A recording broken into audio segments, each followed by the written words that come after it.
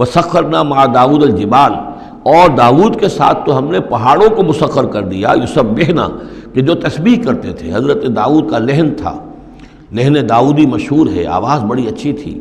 تو یہ جو مزمور کہلاتے ہیں، زبور کے اندر جو ہے نغمے ہیں، یہ نغمے ہیں اللہ کی حمد کے نغمے۔ تو وہ نغمے جب وہ الاپتے تھے اپنی اچھی آواز کے ساتھ، تو پہاڑ بھی ان کے ساتھ وجد میں آ کر اس کی آواز میں آواز ملاتے تھے، اور پرندے بھی ان کے ساتھ وجد میں آ کر شریک ہو جاتے تھے۔